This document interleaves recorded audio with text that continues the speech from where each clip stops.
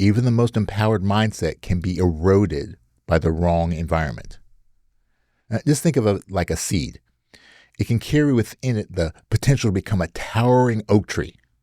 But without the right conditions, sunlight, water, rich soil, it never grows beyond potential. In the same way, your mindset, the beliefs, the habits, and the behaviors that shape your life can only flourish in a supportive ecosystem. Welcome to the Personal Mastery and Growth Podcast, where we explore the keys to unlocking your full potential and living your best life. I'm your host, Jose Johnson. Whether you're looking to make a breakthrough, overcome a challenge, or simply live with greater clarity, joy, and purpose, you'll find the tools and inspirations you need right here. So let's start your journey towards personal mastery and growth right now. Welcome back to the Personal Mastery and Growth Podcast, your go-to resource for practical tips, insightful research, and inspiring stories to help you unlock your full potential. I'm your host, Jose Johnson, and I am an expert in the fields of mindfulness, mindset, and peak performance. I'm so excited to have you here with me today. And in today's episode, we're going to shine a light on something that often gets overlooked in the conversation about personal growth. Your mindset is not just an internal decision. It's also a reflection of your external environment. In other words, your environment has more influence on your mindset than you might think. You could have the most powerful vision, rock-solid habits, and well-defined goals. But if the space around you doesn't support that growth, progress will always feel harder than it needs to. So today, we're going to explore how your physical, social, digital, and energetic environments either reinforce the mindset you're cultivating or silently sabotage it. And more importantly, I'll show you how to make subtle, meaningful changes in your surroundings that will help reinforce the person that you're becoming. Look, we live in a culture that glorifies inner strength and self-discipline, as if mindset was simply a matter of willpower. But here's the truth. Even the most empowered mindset can be eroded by the wrong environment. Just think of it like a seed. It can carry within it the potential to become a towering oak tree. But without the right conditions, sunlight, water, rich soil, it never grows beyond potential. In the same way, your mindset, the beliefs, the habits, and the behaviors that shape your life can only flourish in a supportive ecosystem. So let me give you an example. I once coached a high-performing executive who had a rock-solid morning routine. They meditated, journaled, had a healthy breakfast, even used visualization. But the moment that they walked into their office, it was like a switch flipped. Stress, reactivity, old behaviors. They were being pulled back into survival mode. Why? Because while their mind had changed, their environment hadn't. The culture around them was chaotic. Their co-workers thrived on crisis. There were no boundaries, no buffers. And eventually, their progress stalled. Not because they weren't doing the work, but because the world around them was undoing it. This is why it's important to stop asking only, what do I want to think and believe? And also start asking, what around me is reinforcing what I don't want to be anymore? It's a powerful question, and one that we don't ask nearly enough.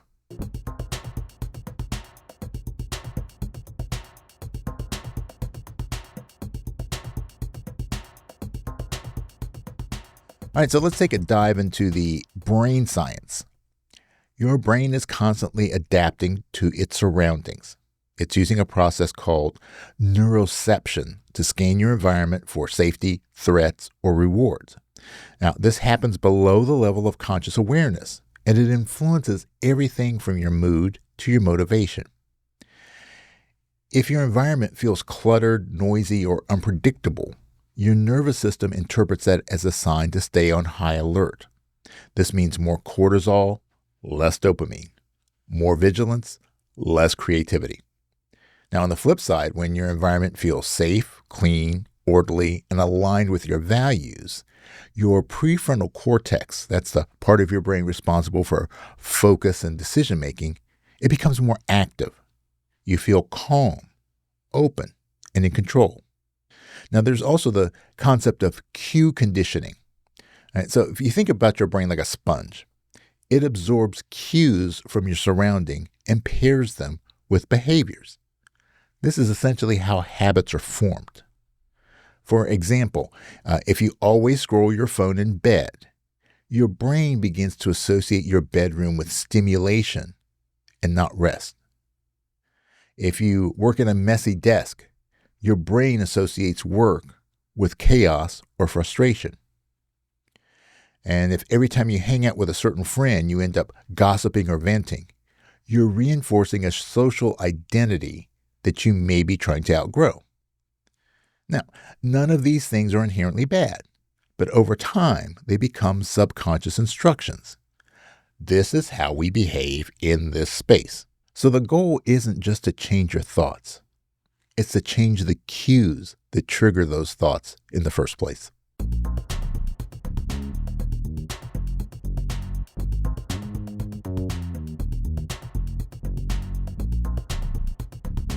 All right, so how do you know when your environment is quietly undermining your mindset? Often, it's not loud. It's not a big flashing sign that says, hey, this space is toxic. Instead, it shows up in subtle, repeated patterns, micro experiences that over time chip away at your energy, your clarity, and your confidence. So here are some often overlooked signs that your external world may be out of sync with your internal growth. 1. You feel tension the moment you walk into a certain space. Your jaw clenches, your shoulders tighten, your energy dips before you've even done anything. Now, this isn't random. It's your nervous system recognizing a mismatch between what you need and what's available. 2, you can't seem to sustain your mindset practices in certain environments. You meditate at home, but fall apart on business trips. You're confident in the gym, but shrink at work. This fragmentation tells you the environment hasn't caught up to the new identity that you're trying to live into. 3, you're frequently triggered by your surroundings. Now, this might be the pile of unopened mail that represents financial stress, the family photo that triggers guilt or grief, the notifications that yank your attention away every 3 minutes. Now, these triggers may be small, but your brain and body keep the score. Over time, they create an emotional drag that makes growth harder than it needs to be. 4, you avoid being present in your own spaces. You keep the TV on as background noise. You escape into social media. You overschedule. Why? Because your environment doesn't invite presence. It invites distraction. 5, you only feel like your true self in select places.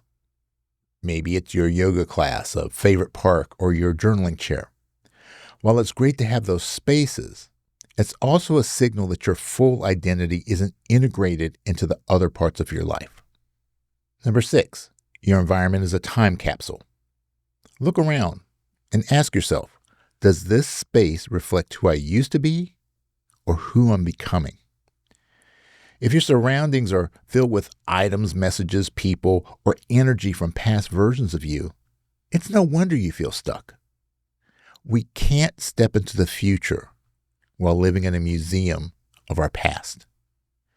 And 7, you feel stuck or low-key discouraged, even when you're doing all the right things. You've got the habits, the goals, the planner, and yet momentum feels heavy. That's often a sign that your environment is sending conflicting cues, nudging you towards your old default identity instead of your newly designed one.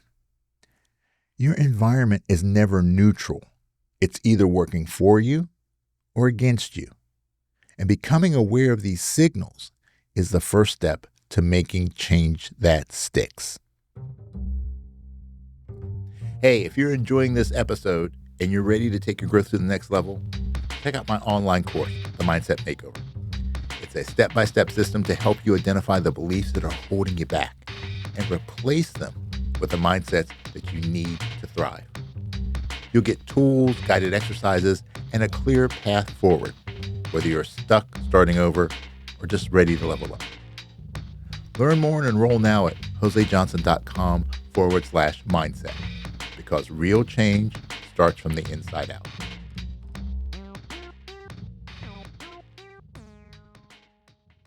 All right, so let's talk solutions. Here are 7 upgrades that you can make, one for each day of the week, to begin reshaping your environment into a powerful support system for your mindset. Number 1, create an identity-aligned space. Designate a space that reflects your future self with visual cues that reinforce your growth. Number 2, perform a weekly clutter reset. Clutter signals chaos. Clear physical space equals clear mental space. 3, curate your content feed. Follow people and content that reflects your future, not your fears. 4, set friction-free habits through placement. Use physical cues to support your routines. Number 5, elevate your social circle. Start evolving your conversations, even before changing your company. Number 6, establish digital boundaries. Protect your attention like your energy depends on it, because it does. And number 7, introduce an energy reset ritual. Create a quick practice to shift from one environment or task to another. This anchors your present. So here's your challenge for this week. Do an environment audit. Pick one space, your office, your bedroom, your car, and ask, what reflects who I used to be and what could reflect who I'm becoming? Then make one small change that supports the mindset you want to live in. And if you'd like to get even more clarity on which mindset patterns are running the show and how your environment might be reinforcing them, take my free mindset assessment at josejohnson.com/mindset. Look, you can't expect to grow your mindset in an environment that contradicts it. So don't just shift your thoughts. Shift your surroundings. Because when your environment aligns with your identity, your growth becomes effortless. All right, thank you for spending time with me today on the Personal Mastery and Growth Podcast. If you found this episode helpful, please consider subscribing, sharing with someone who's on a growth path, or just leave a quick review.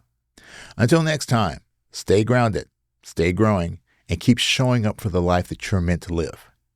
And remember, it is what it is, but it becomes what you make it. So make it great. Thanks for tuning in. Before we wrap up, I just want to remind you that the information shared in this podcast is for educational and informational purposes only. It is not intended as a substitute for professional advice or treatment. While the content of this podcast is based on research and personal experience, everyone's situation is unique, and the advice given may not be applicable to all. Always consult a qualified professional before making significant changes in your life.